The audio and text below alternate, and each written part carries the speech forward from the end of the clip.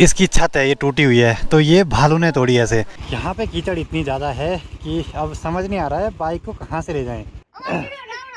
कितना बड़ा है तो गाड़ी भी होनी तिरवाल।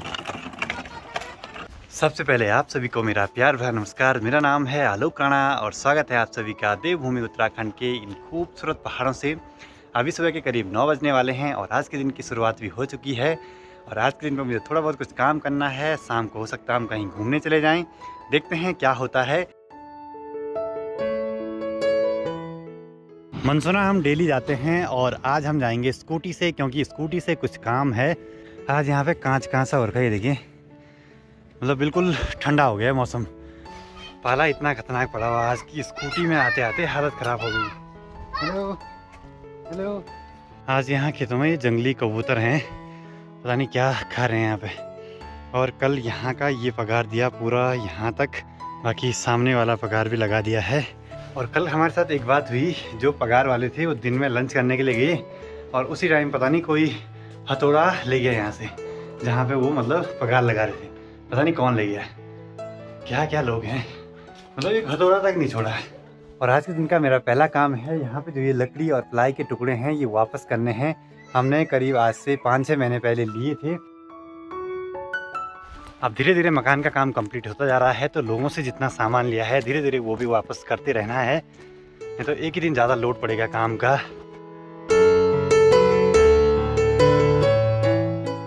फाइनली स्कूटी पहुंच चुकी है अपनी डेस्टिनेशन पे और यहीं से हमने ये प्लाई के टुकड़े और लकड़ी के टुकड़े लिए थे। अब इनको वापस कर देते हैं। फाइनली आज के दिन का पहला और बहुत इम्पोर्टेंट काम निपट चुका है। सारे जो प्लाई के टुकड़े थे वो मैंने वापस कर दिए हैं। अब दूसरा काम मेरा ये है कि मेरे हाथ में एक ये होल्डर है और एक टेस्टर है। तो हमने इस घर पे इन्वर्टर की वायरिंग करी है, लेकिन जब तक इन्वर्टर नहीं आएगा तो जो बल्ब इन्वर्टर से जलते होंगे वो जलेंगे नहीं। तो मैंने एक जुगाड़ सोचा है। अब जैसे इन पे मतलब कि हमने इन्वर्टर की वायरिंग रखी है तो ये काम नहीं करेंगे, लेकिन जहाँ पे ये पावर प्लग है ना, इस पर फेज़ की वायर तो ऑन है, मतलब ये इन्वर्टर पे नहीं है। तो मैं यहाँ से फेज़ का एक वायर इसके फेज़ में कहीं कनेक्ट कर दूँगा। पहले चेक करना पड़ेगा फेज़ वाला कौन सा है। मुझे इस बारे में ज़्यादा नॉलेज तो नहीं है, लेकिन यहाँ पर ट्राई ज़रूर कर सकता हूँ मैं। अभी मतलब टेस्टर दिखा रहा है कि इस पर करंट है, मतलब कि यहाँ से मैंने ऑन करा हुआ है। तो अब मैं इसको ऊपर किसी भी एक छेद में लगा लूँगा। बटन बंद है, हाँ सही हो गया, पहली बार में सही हो गया। मुझे करना ये है कि यहाँ से फेज़ वाला तो ये है, इसको कनेक्ट करना है इस वाले फेज़ से। तो पूरे घर में जितनी इन्वर्टर की वायरिंग होगी ना उसमें फेज़ वाला करंट चला जाएगा, तो सारे बल्ब जलने लग जाएंगे। मुझे पहले इन्वर्टर की वायरिंग के बारे में पता नहीं था, मैंने यूट्यूब पे देखा तो उसमें पता लगा कि सिर्फ फेज़ का ही वायर जाता है इन्वर्टर से। तब मुझे लगा कि मैं ये जुगाड़ करके कुछ टाइम तक तो बल्ब जला सकता हूँ, जब तक हमारा इन्वर्टर नहीं आता है। अब फाइनली बारी है इसके ट्रायल की और मुझे डर है कहीं कुछ गड़बड़ ना हो जाए। गड़बड़ होगी तो बाहर से एमसीबी ट्रिप हो जानी चाहिए वैसे। तो यहाँ से मैंने फेज़ का तार ले लिया है और इसके फेज़ में लगा देता हूँ।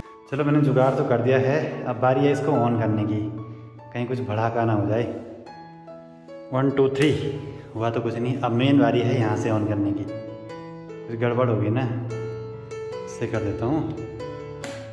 अरे हुआ तो कुछ नहीं, शायद एक्सपेरिमेंट सफल हो गया। अब मेन बारी है इनको ऑन करने की। अगर लाइट जली यहाँ ऊपर की तो मतलब काम कर दिया इसने।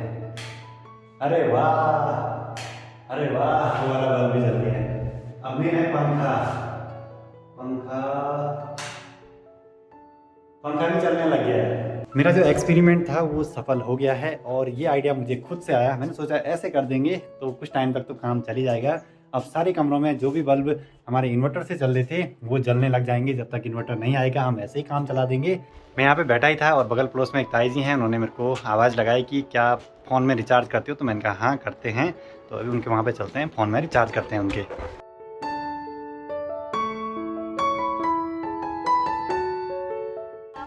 ना चाह ना। तो गांव में किसी के भी घर पे जाएं तो चाय ज़रूर ऑफ़र करेंगे आपको। और यहाँ पे ताई जी हैं तो उनके घर में अभी कोई नहीं है, तो उन्होंने बोला कि रिचार्ज कर दे, तो मैंने रिचार्ज कर दिया। और अभी मैंने देखा मतलब इतने महंगे रिचार्ज हो गए ना, मतलब 84 दिन वाला 1.5 GB का जो रिचार्ज है वो 719 रुपये का हो गया VI का। आजकल महंगे हो गए कुछ रिचार्ज। अभी दिन के करीब 2:30 बज रहे हैं और मैं सोच रहा हूँ आज थोड़ा सा मतलब मनसोना से थोड़ा आगे की तरफ चला जाए। घूमा जाए। बहुत दिन से मोटो ब्लॉग भी नहीं हुआ है और थोड़ा बहुत घूम घाम भी हो जाएगी और आपको पहाड़ों के खूबसूरत नज़ारे भी देखने को मिल जाएंगे। तो मुकुल भाई भी आ चुके हैं अपनी i20 से और अब हम बाइक से चलेंगे।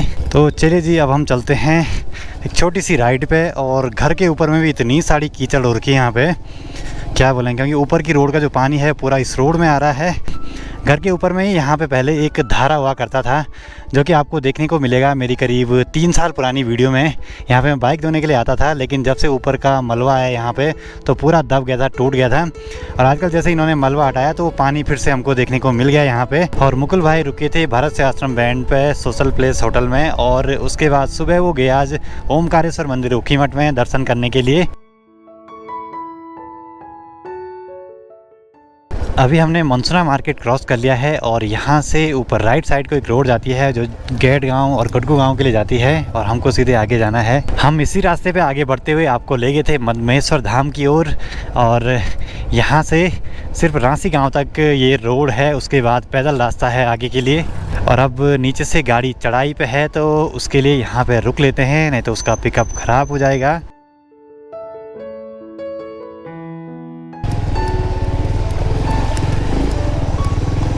और अभी हम पहुँचे हैं शनि महाराज जी के मंदिर में, तो यहाँ पे रुक के ज़रा दर्शन कर लेते हैं।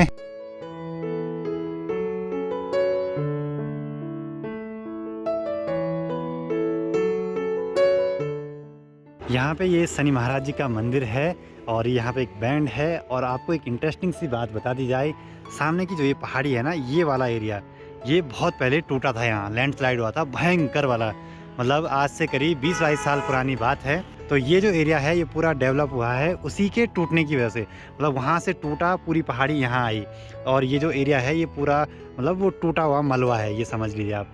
और नीचे जो गांव था पोंडार गांव पहले, वो पूरा उसमें दब गया।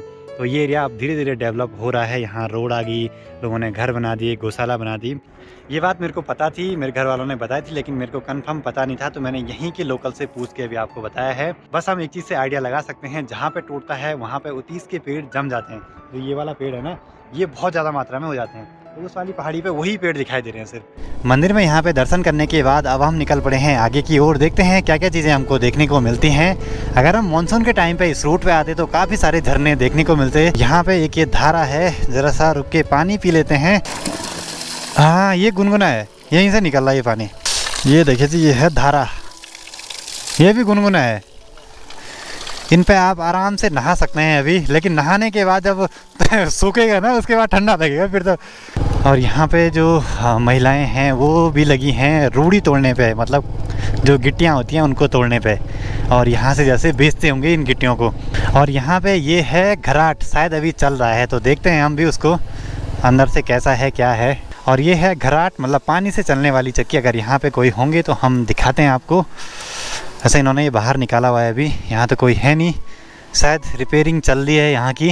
हाँ से बड़े ये तुम्हारे से घट, अच्छा कैसे काम लगे चल काम नहीं लगे। हाँ अरे दिखन जब 3-4 दिन दिखन कर सब बर्बाद हो रिकन है। हां आजकल चल दो जो घट। हां चल सब क्या सुनने वे बात तो घर पटोड़ी को खत्म कर दे। ये इंच वेते नहीं करे हमने। तो जो यहाँ के ओनर हैं ये बता रहे हैं कि ये ऊपर से ये टूटा हुआ है ना, जो इसकी छत है ये टूटी हुई है, तो ये भालू ने तोड़ी ऐसे। वो रात को आता होगा और अंदर से जो भी पिसा हुआ आटा जो रखा रहता है तो उसको खाता होगा या अनाज के लिए आता है।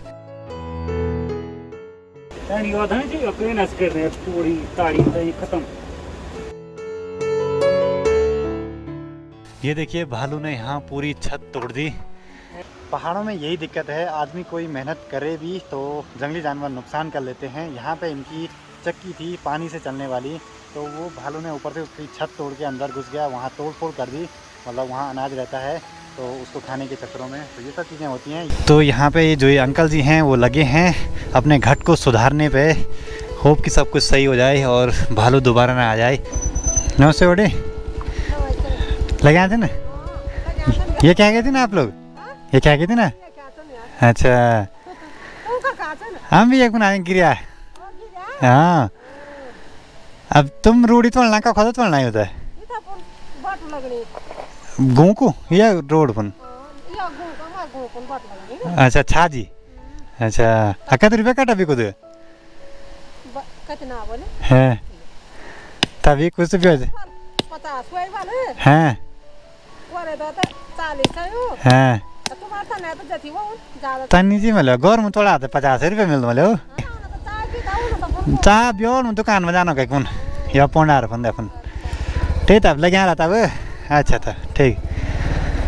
देखिए जो गांव की महिलाएं हैं कितने प्यार से बात करती हैं। मैंने उनको पूछा क्या है कैसा है तो बोले कि अभी तो 50 रुपये एक कट्टा बिकता है इनका। वैसे यहीं आगे कूल पहाड़ी दीपक बिष्ट का घर भी है लेकिन दीपक बिष्ट अभी घर पे नहीं है, वो श्रीनगर है। अगर होता घर पे तो उससे मिलने भी चले जाते हैं हम लोग। तो यहीं पे रुक जाते हैं हम थोड़ा कुछ चाय पानी पीने के लिए।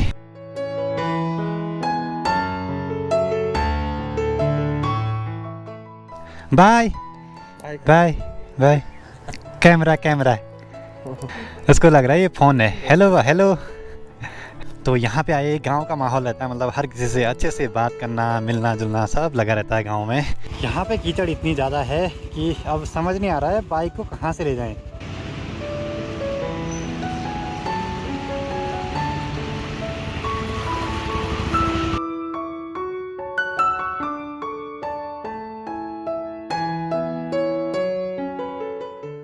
अभी हम घर की ओर बढ़ रहे हैं और गोप्रो की बैटरी जो है वो ख़त्म हो गई है और रास्ते में ऐसे ऐसे सीन दिखाई दे रहे हैं। मतलब जो गांव की महिलाएं हैं तो दिन भर काम पे लग के अभी घर को जा रही हैं। सोचे हम इतने मज़े से घूम रहे हैं और वो बेचारे दिन भर काम पे लग के मतलब इतने बड़े बड़े घास के बारे सोल्टे मतलब इतनी दूर तक ले जा रहे हैं। पता नहीं गाँव यहाँ से होगा 1-2 किलोमीटर दूर। किस आयो आई रखा कत लेना है घर होता है आगे तो घूमो। अच्छा चल कितना बड़ा है तो गाड़ी भी होनी तिरवाल चल